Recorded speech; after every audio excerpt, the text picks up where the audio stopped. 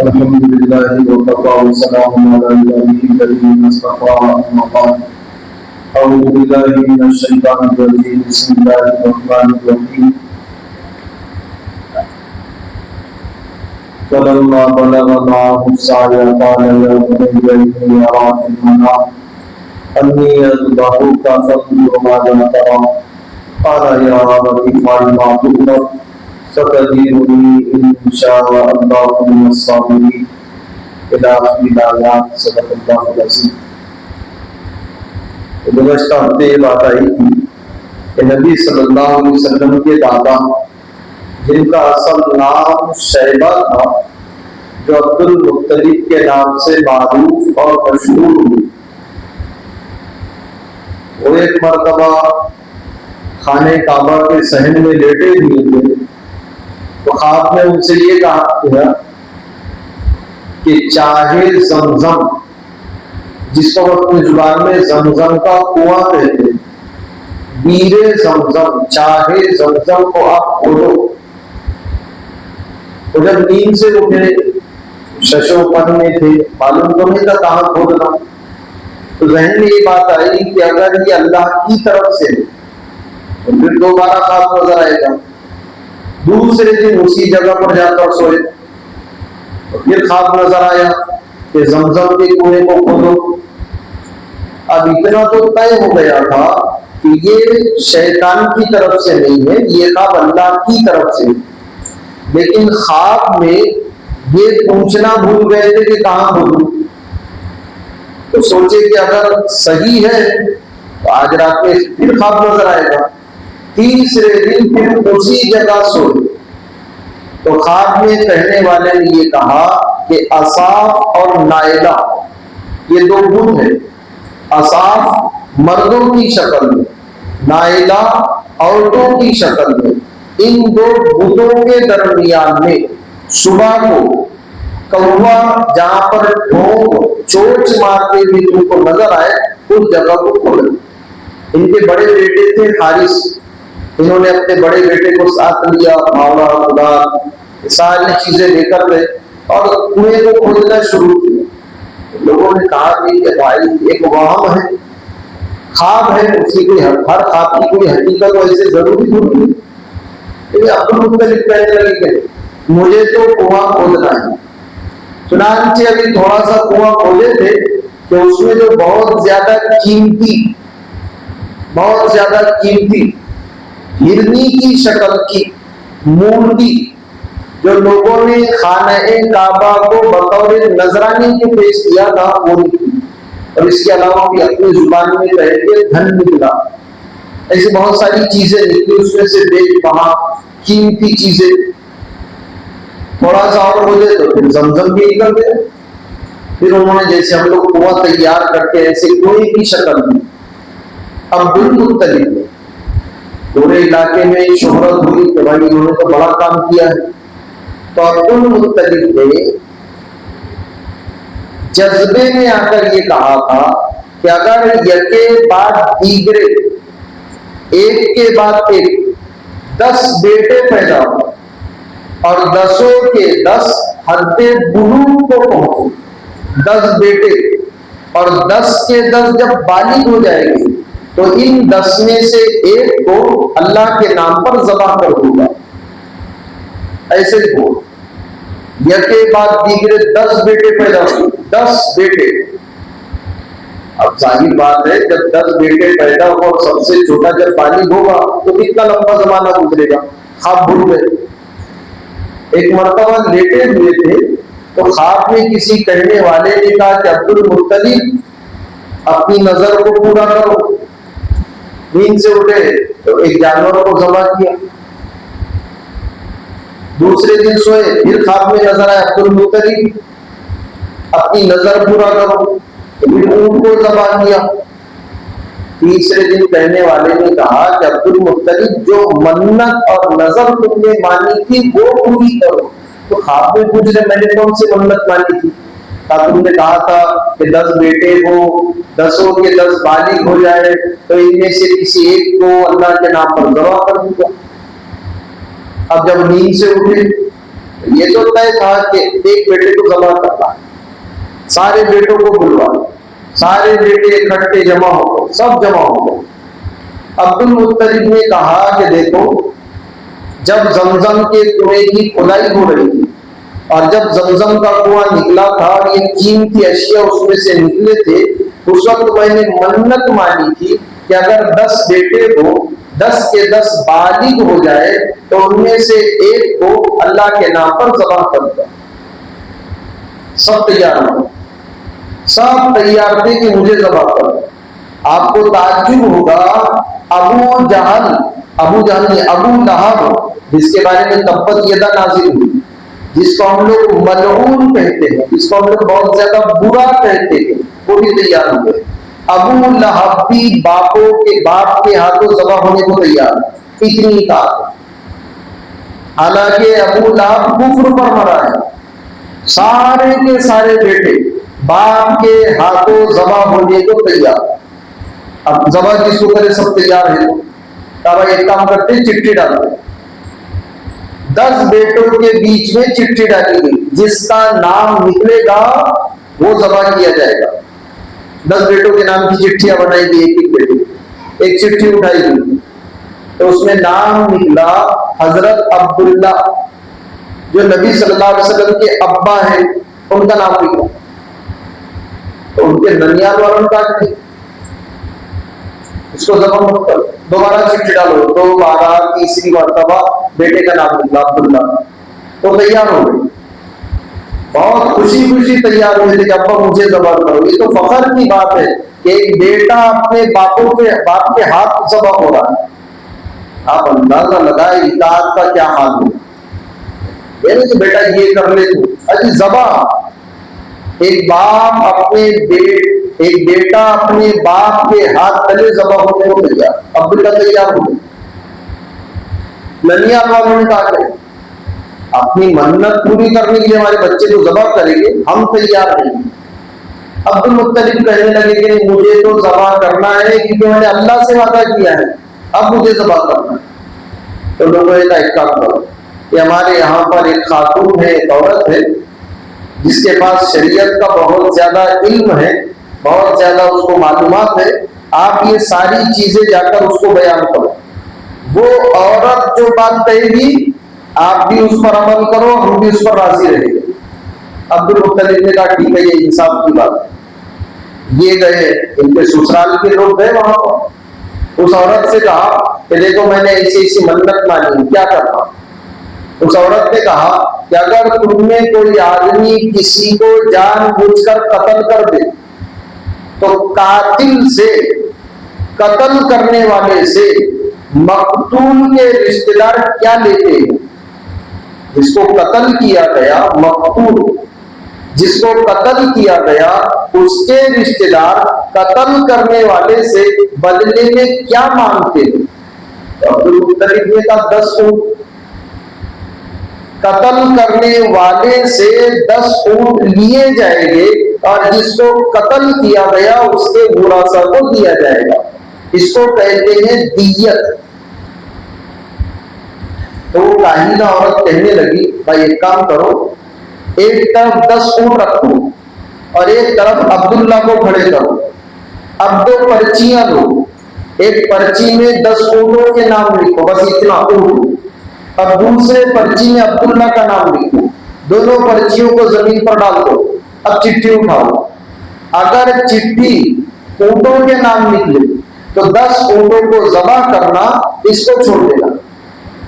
और अगर चिट्ठी उठाई गई और चिट्ठी में अब्दुल्ला का नाम निकले तो फिर 10 ऊंट और बढ़ाओ। अब 20 ऊंट और अब्दुल्ला दोनों के दरमियान में चिट्ठी डालो।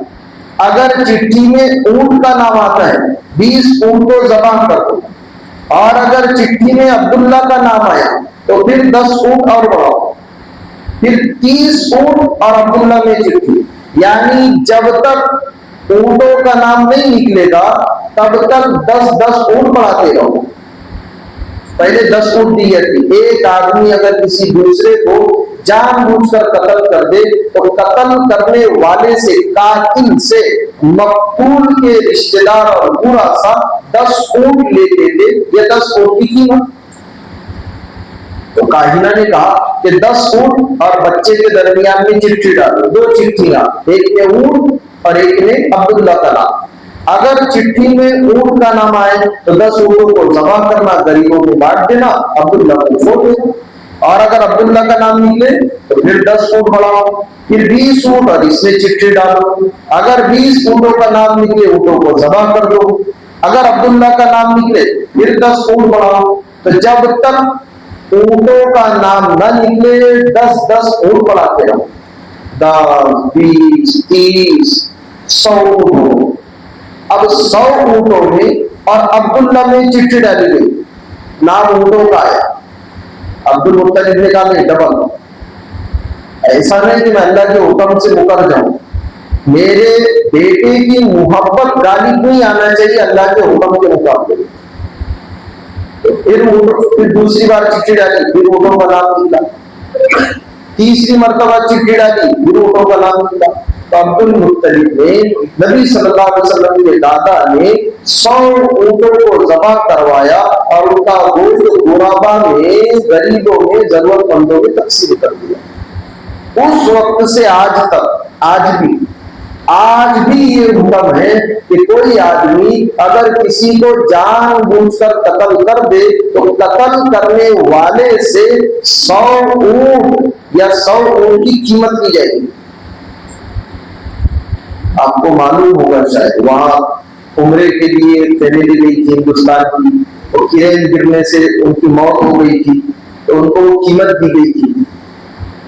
तो अगर कोई आदमी किसी को जानबूझकर कत्ल कर दे तो जिसने कत्ल किया है, कत्ल करने वाले से 100 ऊंट या 100 ऊंट की कीमत दी जाएगी।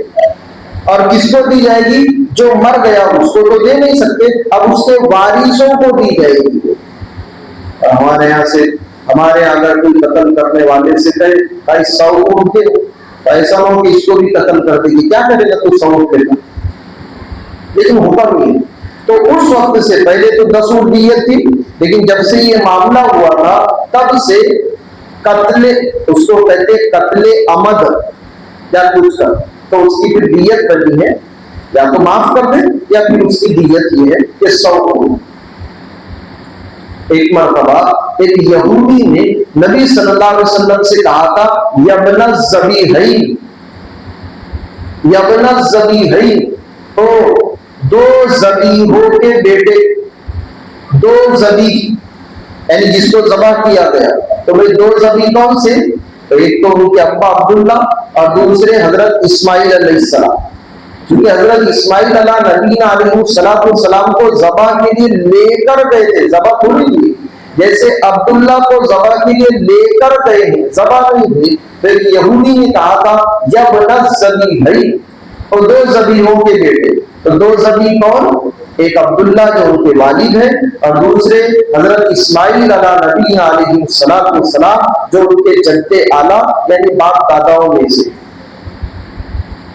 इब्राहिम अला नबीना अलैहिस्सलाम बेटे के पास आकर कहने लगे, इसको बहुत ध्यान से सुने, चंद जरूरी बातें हैं। बेटे से कहने लगे, इन्नी अरा फिल मनाम, बेटा मैंने ख्वाब में देखा, मैंने ख्वाब में देखा कि मैं तुझको ज़बह कर रहा हूं। तो एक बात तो कई मरतबा इससे पहले भी हमारे सामने है कि नबियों का ख्वाब हुज्जत और दलील बनेगा।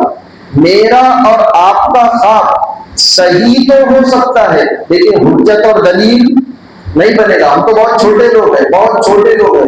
दुनिया का बहुत बड़ा बुजुर्ग आदमी अगर कहे कि मैंने ख्वाब में ऐसा देखा है, तो बड़े से बड़े बुजुर्ग का ख्वाब सही तो हो जाएगा, लेकिन उनका ख्वाब हुज्जत और दलील नहीं बनेगा। कोई बुजुर्ग ख्वाब में देखे और ये कहे मैंने ख्वाब में देखा, तुम ऐसा करो, ऐसा करना हमारे लिए जरूरी नहीं है। सिर्फ नबियों का ख्वाब वही बन सकता है। जैसे नबियों को बेदारी में, जागने की हालत में वही भेजी जाती है नबियों पर, ऐसे ख्वाब की हालत में भी नबियों पर वही उतरती है। इसलिए एक अहम बात सुने, नबियों की नींद, नबियों का सोना, नबियों की नींद नाकीज़े वुजू नहीं है। नबियों के सोने से वुजू नहीं टूटता। हमारे और आपके सोने से वुजू टूट जाएगा। दीवार के सहारे से बैठे थे, टेक लगा था, सो गए, वुजू टूट जाएगा। टेक लगाकर अगर बैठे थे, और जैसे हम लोग कायदे में बैठते हैं, कायदे में बैठे हुए थे, सो गए, वुजू नहीं टूटेगा। यानी नमाज पढ़ने का जो मसनून तरीका है, नमाज पढ़ने का जो मसनून तरीका है, उस मसनून तरीके पर अगर कोई नमाज की हालत में सो जाता है तो वुजू नहीं टूटेगा। सजदे में गए, सो गए सजदे में, वुजू नहीं टूटेगा। लेकिन सजदे में सोने के बाद हाथ ढीले हो गए, हजरत का पेट नीचे आ गया, बदन में ढीलापन पैदा हो गया, अब वुजू टूट जाएगा। तो आपका और मेरा सोना नाकीज़े वुजू है, हमारे सोने से वुजू टूट जाएगा, लेकिन नबियों के सोने से क्यों मालूम है आपको? हदीस में है कि इनकी आंखें सोती है लेकिन इनका दिल जागता है, बस आंखें बंद है। और हमारे यहाँ तो जहां आंखें लगी सब बंद हो गए, बल्कि बात मरतबा बोलना हो क्या बेचकर सोए थे। नबियों का हाल ऐसा नहीं, नबियों की सिर्फ आंखें सोती है, उनका दिल जागता है। हमारी आंखें भी सो जाती है, दिल भी सो जाता है।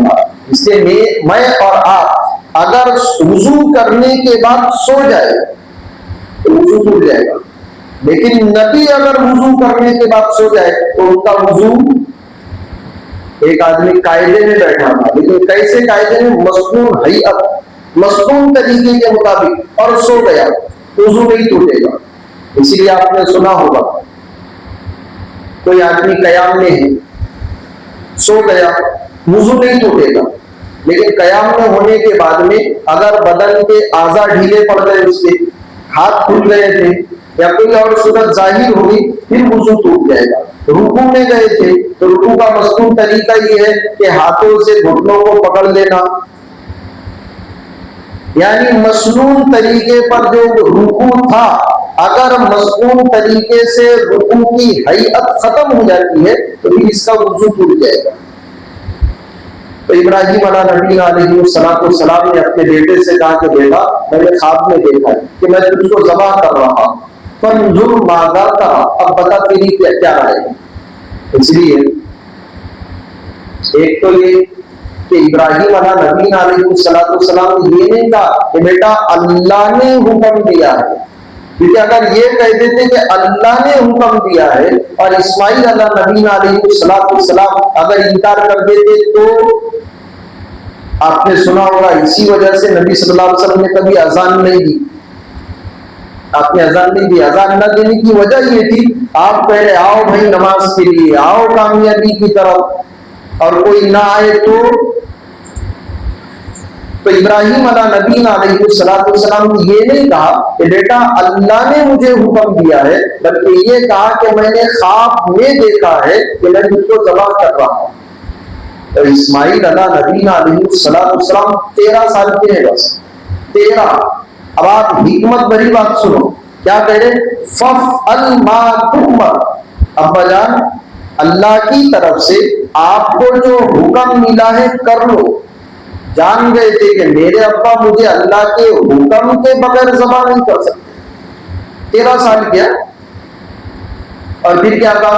सतजिदुनी इंशाअल्लाहु मिनस साबिरीन, इंशाअल्लाह कहा, यानी इस अमल पर साबित कदम रहना, अपने आप को ज़बह होने के लिए तैयार कर लेना, ये मेरे बस की बात नहीं है जब तक कि अल्लाह तौफीक ना दे।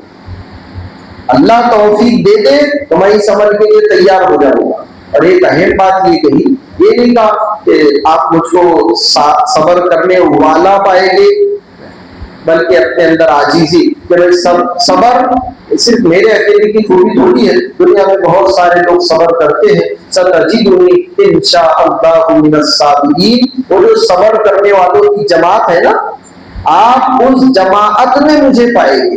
ऐसे नहीं कि हजरत बहुत बड़े बुजुर्ग है, अपने जात की नफी कर रहे, घमंड से अपने आप को बचा रहे, आजीजी के सबर सिर्फ मैं अकेला में नहीं करता, बहुत सारे लोग ऐसे हैं जिन्होंने बड़ा सब्र किया है और मशहूर हो गए सब्र अय्यूबी के नाम से। तो इब्राहिम अलैहिस्सलाम कहने लगे कि बेटा मैंने ख्वाब देखा कि मैं तुझको ज़बह कर रहा हूँ, तैयार हो? और हम जरा जरा वसाइल में माँ बाप को छोड़ने के लिए तैयार हो, जरा सा मसला आ गया छोड़ दिया। आप अंदाजा लगाए, सिर्फ इतना कहा कि बेटा मैंने ख्वाब में देखा है कि मैं तुझको ज़बह कर रहा हूँ, ये भी नहीं कहा कि अल्लाह का हुक्म है कि मैं तुझको ज़बह करूँ। ये बात अलग है कि हुक्म अल्लाह ही का था, लेकिन दूसरे अल्फाज में बेटे से ये कहा कि बेटा मैंने ख्वाब में देखा कि मैं तुझको ज़बह कर रहा हूँ, तो बेटे ने कहा ठीक है। और आपको ताज्जुब होगा, फज़ाइल आमाल में एक हदीस है, नबी सल्लल्लाहु अलैहि वसल्लम फरमाते हैं कि अगर तेरे माँ बाप तुझसे ये कहे कि सारा माल सदका कर दे या अपनी बीवी को छोड़ दे, तो क्या करना चाहिए? सारा माल सदका कर देना चाहिए और बीवी को छोड़ देना चाहिए। आप अंदाजा लगाए, शादी के बाद माँ बाप अगर कहे इसको छोड़ दे, और हमारे शादी से पहले भी अगर कहे ना बेटा इससे मत कर, हम तो करेंगे, उसी से करेंगे, ज़बह होने के लिए तैयार है। इब्राहिम अलैहिस्सलाम जब आए थे और बहू से पूछा तेरे शोहर कहाँ गए, बहू ने कहा खुला जगह गए, बातचीत हुई। बहू से ये कहा कि जब तेरे शोहर आए तो ये कहना चौखट पर, कुछ नहीं पूछा, बस इतना कहा एक नौवारी मेहमान था, एक अजनबी था, ऐसी शक्ल थी, क्या कहा, ऐसा कहा है। कहने लगी अल्लाह की बंदी तो मेरे अब्बा थे और चौखट बदलने का मतलब है कि मैंने उसे तलाक दे दिया। अगर ऐसा नहीं है तो दीनदारी नहीं। आप अंदाजा, ज़बह होने को तैयार है और एक जुमला तक नहीं है। बीवी के पास आए, बीवी से ये कहा कि हम दावत में जा रहे हैं, दावत आई है, दावत कौन सी की? अल्लाह की तरफ से एक दावत है, ज़बह करो। कंघी की गई, अच्छे कपड़े, सुरमा और ये सारी चीजों के साथ चले बेटे को लेकर। तो शैतान आया, आकर कहने लगा हजरत हाजिरा रज़ी अल्लाह ताला अन्हा से, तुमको मालूम है कि कहाँ लेकर दे तुम्हारे शोहर बेटे को? तुम दावत में गए। अल्लाह की बंदी, दावत कुछ नहीं है, तेरा शोहर अपने बेटे को ज़बह करने के लिए लेकर गया है। तो बीवी कहने लगी हजरत हाजिरा रज़ी अल्लाह ताला अन्हा, क्या कोई बाप अपने बेटे को ज़बह करेगा? वो शैतान कहने लगा, इंसानी शक्ल में था, तो कहने लगा ये करेगा। करने की वजह ये है कि अल्लाह का हुक्म है। तो कहने लगी अगर अल्लाह का हुक्म है तो इब्राहिम को ऐसा करना चाहिए, अगर अल्लाह का हुक्म है तो करना चाहिए, बाप ने अपने बेटे को ज़बह करना चाहिए अगर अल्लाह का हुक्म है, और बेटे ने बाप के हाथ से ज़बह होना चाहिए अगर अल्लाह का हुक्म है। और फिर दोनों बाप बेटों को बहकाया है और भी बहुत सारी चीजें हैं। तब से ये कुर्बानी का सिलसिला शुरू हुआ। किस पर वाजिब है इसको बहुत ध्यान से सुने। चांदी का निसाब देख लेना आपने, 612 ग्राम चांदी कितने की होगी?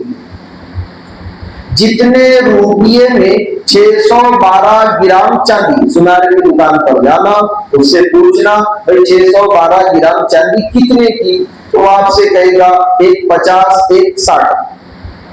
आसान लफ्जों में समझने के लिए ऐसा कहेंगे 1.5 लाख रुपये। अगर किसी मर्द या औरत के पास 1.5 लाख रुपये हो किसी भी शक्ल में, 1.5 लाख रुपये हो किसी भी शक्ल में, फिर साल गुजरे ना गुजरे उसकी तरफ से कुर्बानी करना वाजिब है। मन वजद सातन फला यहजुर मुसल्लाना, जिस आदमी के पास इतनी वुसअत हो जो निसाब को पहुंच जाए, और कुर्बानी का निसाब क्या है? 612 ग्राम चांदी या 612 ग्राम चांदी की कीमत, 612 ग्राम चांदी या 612 ग्राम चांदी की कीमत, मिसाल के तौर पर समझने के लिए ऐसा कहेंगे 1.5 लाख रुपये। अगर किसी के पास इतनी रकम है तो उस पर वाजिब है कि वो अपनी तरफ से कुर्बानी करे। हमने आपको इससे पहले भी ये बात कहे थे, ये जो हम नाबालिग बच्चों की तरफ से कुर्बानी करते हैं, नाबालिग बच्चों की तरफ से कुर्बानी करना नफिल है। एक आदमी अब्बा पर कुर्बानी फर्ज है, अब्बा अगर अपनी तरफ से कुर्बानी ना करके अपने नाबालिग बच्चे और नाबालिगा बच्ची की तरफ से अगर कुर्बानी करते हैं तो ये तरीका गलत है। जिस पर कुर्बानी वाजिब है वो अपनी तरफ से कुर्बानी करेगा। अब एक और अहम बात, अभी से चूंकि हम लोग हिस्से डालते हैं इसलिए इसको ध्यान से सुनो। नाबालिग बच्चा और नाबालिगा बच्ची, इनकी तरफ से कुर्बानी करना नफिल होगा, मुस्तहब होगा, चाहे इनके पास कितना ही माल क्यों ना हो।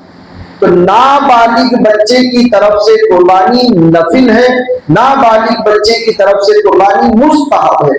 अगर हमारे घर में किसी पर कुर्बानी वाजिब थी और जिस पर कुर्बानी वाजिब है, अगर आपने उसकी तरफ से कुर्बानी नहीं किए, किसी नाबालिग बच्चे या नाबालिग बच्ची की तरफ से अगर कुर्बानी कर लिए तो ये तरीका गलत होगा। जिस पर वाजिब है पहले उसकी तरफ से कुर्बानी। एक और अहम बात, हम लोग मरहूमीन की तरफ से कुर्बानी करते हैं। मरहूमीन की तरफ से कुर्बानी करना नफिल है, ये बात अलग है कि बहुत सवाब मिलेगा, लेकिन है नफिल। तो अगर किसी पर कुर्बानी वाजिब है और वो अपनी तरफ से वाजिब कुर्बानी ना करके किसी मरहूम की तरफ से कुर्बानी करता है तो ये तरीका भी गलत है। जिस पर कुर्बानी वाजिब है वो अपनी तरफ से कुर्बानी ना करके अगर किसी मुर्दे की तरफ से कुर्बानी करता है तो ये तरीका गलत है। तो अब क्या करना, और आसान था। पहले जितने जिंदा है वो देखो, कितने जिंदा, फिर जितने जिंदा है उनमें बालिग देखो कितने हैं, 3 बालिगों में 1.5 लाख के मालिक कितने हैं। जिंदा, जिंदों में बालिग और बालिग में 1.5 लाख के मालिक, पहले इनके नाम डालो। इनके नाम डालने के बाद अगर हिस्से बचते हैं, और ध्यान से सुनना, इनके नाम डालने के बाद जिन पर कुर्बानी वाजिब है पहले इनके नाम डाले जाएंगे। इनके नाम डालने के बाद अगर हिस्से बचते हैं तो फिर बजाय नाबालिग बच्चे और नाबालिगा बच्ची की तरफ से कुर्बानी करना, इससे बेहतर यह है कि हम किसी मरहूम की तरफ से या किसी मरहूमा की तरफ से कुर्बानी करें। और एक अहम बात भाई, हालात बहुत खराब चल रहे हुकूमत की तरफ से भी, तो एक काम करते, बजाय कुर्बानी करने के उतनी रकम किसी गरीब को दे देते। अच्छा बोलेंगे बहुत खैर खाए भाई, नहीं चले। मा आमीला इब्नु आदम मिन अमलिन यौमन नहरी अहब्बु इलल्लाहि मिन इराक़िद दम। कुर्बानी के दिनों में, कुर्बानी के दिनों में कुर्बानी से बढ़कर और जानवर के खून बहाने से बढ़कर अल्लाह के नजदीक कोई अमल नहीं है। मिसाल के तौर पर हम मिसाल दे रहे हैं, एक हिस्सा 5,000 रुपये का हो रहा है। मिसाल के तौर पर एक हिस्सा 5,000 रुपये का, एक आदमी बजाय 5,000 के 50,000 रुपये कुर्बानी ना करके किसी गरीब को सदका कर दे तो ये 50,000 रुपये सदका करने वाले को वो फजीलत नहीं मिलेगी जिसने 5,000 का हिस्सा डालकर कुर्बानी की। मामिल इब्नु आदम मिन अमलिन यौमन नहरी अहब्बु इलल्लाहि मिन इराक़िद दम फइन्नहु लताती यौमल क़ियामति फी फरशिहा बिक़ुरूनिहा व अज़लाफ़िहा। तो ये बात ज़हन में से निकाल दो। आदमी जरा सा पढ़ लिख लेता है तो बस एक बात, भाई ये लोग बार बार उम्रे कर रहे, बार बार हज कर रहे। आपको याद होगा गुज़श्ते ये हदीस आई थी, गुज़श्ते हफ्ते नहीं उससे पहले हफ्ते एक हदीस आई थी कि जिस आदमी को अल्लाह ने वुसअत दी है, और ये हदीस कुदसी है, यानी अल्लाह खुद फरमाते हैं, जिस आदमी को अल्लाह ने वुसअत दी, सेहत दी 5 साल तमजी अलैहि खम्सतु आवाम, 5 साल उस पर ऐसे गुजर जाए कि वो दोबारा हज ना करे, ऐसा आदमी अल्लाह के नजदीक महरूम रहेगा। हमारे कितने मालदार लोग मिलेंगे आपको, एक हज करके मुतमईन हो गए, हर 5 साल में जाना पड़ेगा। ये अल्लाह खुद फरमा रहा है, जिस आदमी को मैंने वुसअत दी, जिस आदमी को मैंने सेहत दी, अगर उस पर 5 साल ऐसे गुजर गए कि उसने मेरे घर की जियारत नहीं की, उसने हज नहीं किया, तो ऐसा आदमी महरूम रहेगा। अब किससे महरूम रहेगा हमको नहीं मालूम। ये नहीं कि जिंदगी में एक बार हज कर लिए, जिंदगी में एक मरतबा हज करना फर्ज है, लेकिन अगले जो हज है वो फजीलत के लिए। और एक अजीब रिवायत है फजाइल सदकात में भी यही बात कि जिस आदमी ने 3 मरतबा हज कर लिए, जिस आदमी ने 3 मरतबा हज कर लिए, अजी जहन्नम की आग दूर की बात है, ऐसे हाजी को जो सिर्फ अल्लाह को राजी करने के लिए 3 हज कर ले, दुनिया की आग में आप इसको डाल दो, दुनिया की आग भी इसको नहीं जलाएगी।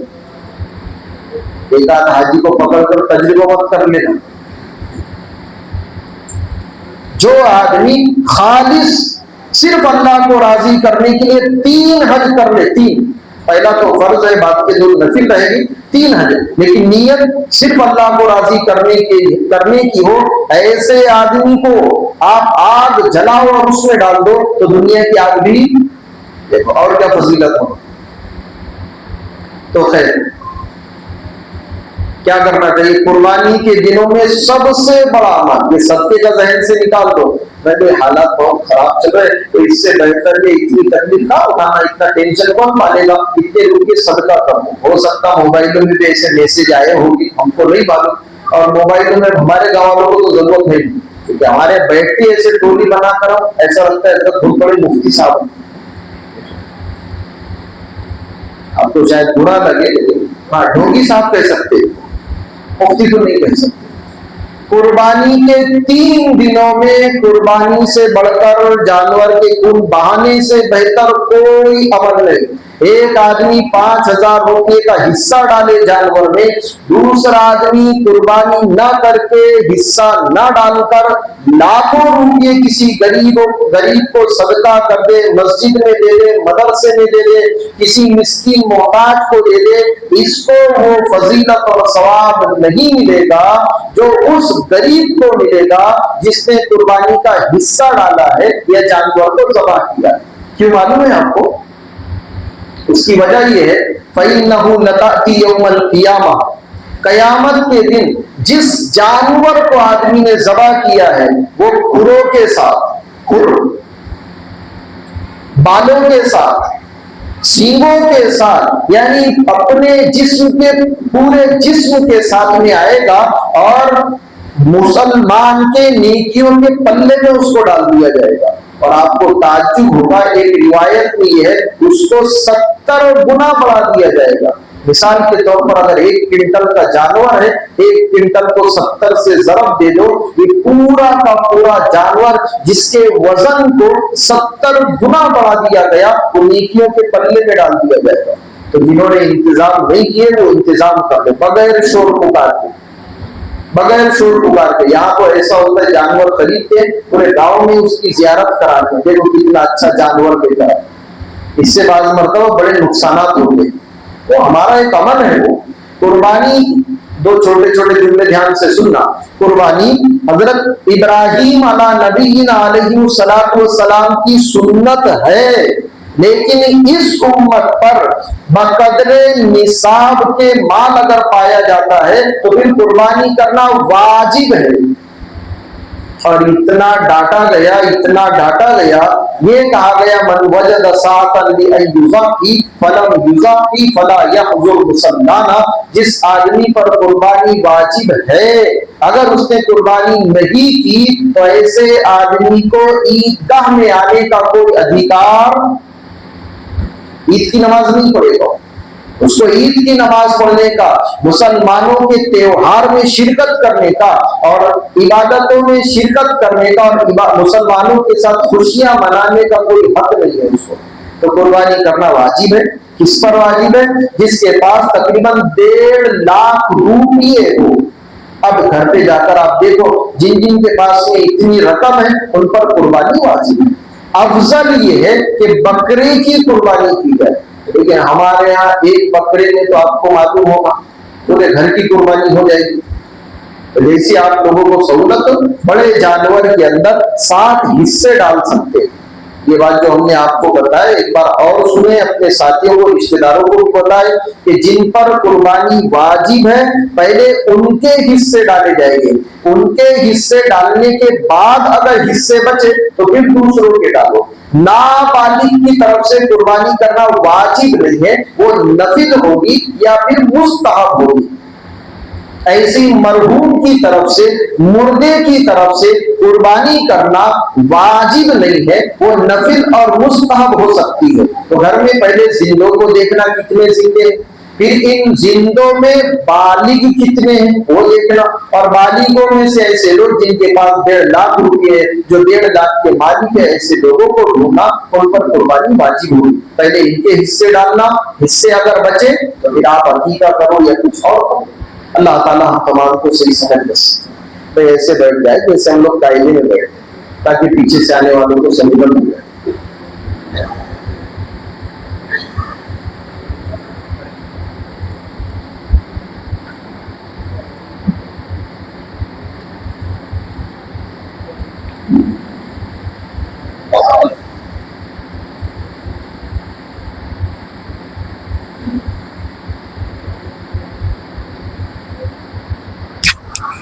जिस पर कुर्बानी वाजिब है वो कुर्बानी न करके अपनी तरफ से या अपने घर के किसी फर्द की तरफ से अगर अकीका करता है, जिस पर कुर्बानी वाजिब है वो कुर्बानी न करके अपनी तरफ से या अपने घर के किसी फर्द की तरफ से अगर अकीका करता है तो ये तरीका गलत है।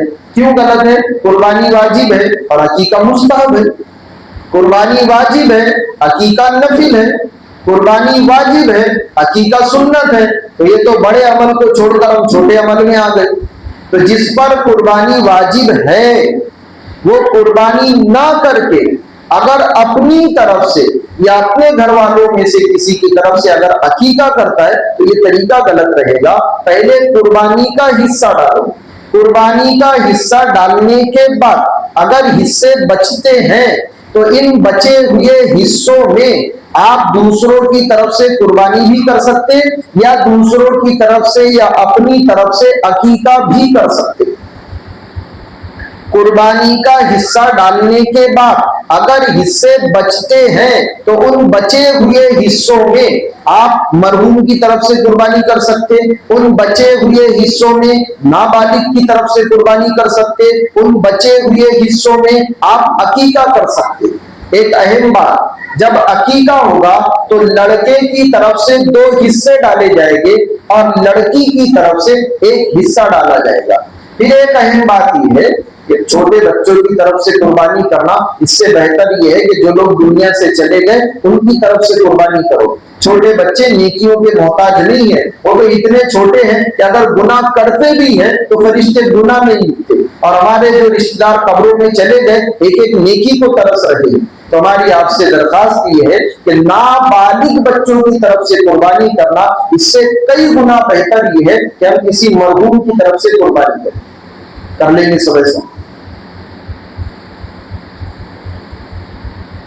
जुमा के दिन के मुताल्लिक एक बात इससे पहले भी कही गई थी कि अगर किसी का जुमे के दिन इंतकाल होता है, हदीस में मम्माता यौमल जुमुआ औ लैलतन कुतिबा लहू अजरु शहीद, जिस आदमी का जुमा के दिन इंतकाल हो या जुमा की रात में, जुमा की रात का मतलब है जुमे रात के दिन मगरिब बाद कभी, तो जिस आदमी का जुमा में इंतकाल हो या शबे जुमा में इंतकाल हो तो उसके लिए शहीद का सवाब लिखा जाएगा। ये नहीं कहे कि ये शहादत की मौत मरा, हम ऐसा नहीं करे। हदीस में कुतीबा लहू अजरु शहीद मम्मात यौमल जुमुआ औ लैलतन कुतीबा लहू अजरु शहीद। जो आदमी जुमा के दिन मरता है या शबे जुमा में उसका इंतकाल होता है तो इसको शहीद के सवाब के बराबर सवाब दिया जाएगा। और एक अजीब हदीस है कि जिस आदमी का जुमा के दिन इंतकाल होता है अल्लाह ताला इसको फितने से और कब्र के अजाब से बचा लेगी। अगर आप इस हदीस को सामने रखें तो मतलब ये होगा कि कयामत तक इसको कब्र का अजाब नहीं होगा।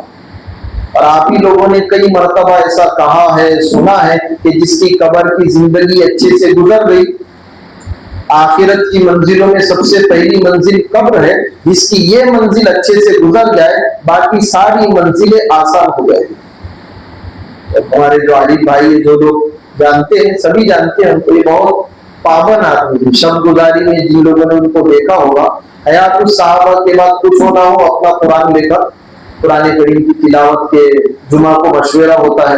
हमारे बहुत सारे साथी आपको जुमे को मशवरे नहीं मिलेंगे, लेकिन वो बहुत एहतिमाम से सनीचर के दिन मगरिब के बयान में, ईशा के बाद हयात उस सहाबा में इस बहुत सारी खूबियां थी। हम सब दुआ भी करें कि अल्लाह उनकी मग़फ़िरत फरमा, और अपने लिए भी हम सब दुआ करें कि अल्लाह मौत से पहले हमको सच्ची पक्की तौबा की तौफीक अता फरमाए। अल्लाह ताला सही समझ नसीब फरमाए। सुन्नत